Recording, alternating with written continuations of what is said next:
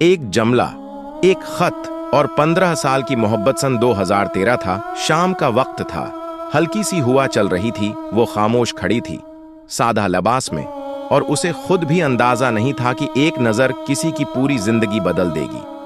वो चंद लम्हे रका, फिर हिम्मत करके बस इतना कहा, आप पर यह शॉट बहुत ज्यादा प्यारा लग रहा है।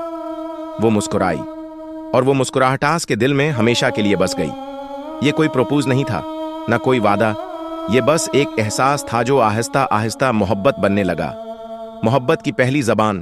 खुतास वक्त मोबाइल फोन आम नहीं थे, इसलिए बातें कागज पर उतरने लगे। पहला खत उसने कांपते हाथों से लिखा, मुझे नहीं मालूम ये खत क्यों लिख रहा हूं, मगर जब से आपसे बात हुई है दिल अजीब सा मुतमईन रहने लगा है। अगर ये गलत है तो माफ कर दीजिएगा, मगर अगर आप भी ऐसा ही महसूस करती हैं तो ये खत संभाल कर रख लीजिएगा।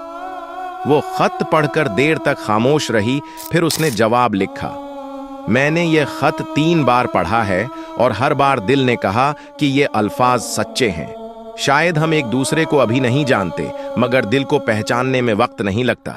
यूं खतों का सफर शुरू हुआ। हर खत में कभी शरारत होती, कभी शिकायत, कभी डर, कभी ख्वाब।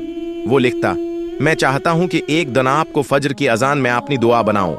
वो जवाब देती, मैं चाहती हूं आप हमेशा वही रहें जो आज हैं, सादा, सच्चे, मेरे। वक्त गुजरता गया, मोहब्बत गहरी होती गई, साल बदलते गए। 2014, 15, 16।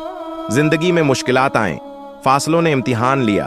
कभी नाराजी हुई, कभी खामोशी छा गई, मगर खत बंद ना हुए।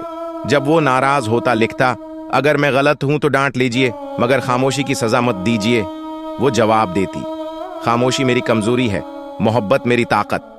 2025, मगर मोहब्बत वही पुरानी। आज 15 साल गुजर चुके हैं। दुनिया अब वॉइस नोट्स और इमोजीज पर आ गई है, मगर वो आज भी एक सफेद कागज, एक कलम और एक दिल से बात शुरू करते हैं।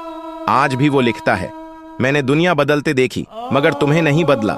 शायद इसीलिए तुम आज भी मेरी सबसे बड़ी नामत हो। और वो आज भी जवाब देती है, अगर दोबारा सुन 2013 आ जाए और आप वही जमला फिर से कहीं, तो मैं फिर उसी तरह मुस्कुरा दूंगी। इख्तिताम, ये कहानी सिर्फ मोहब्बत की नहीं, ये सब्र, वफा और यकीन की कहानी है। क्योंकि जो मोहब्बत एक तारीफ से शुरू हो, खतों में पलकर जवान हो और 15 साल बाद भी कागज पर जिंदा हो, वो मोहब्बत नहीं, कहानी होती है जो नस्लों को सुनाई जाती है।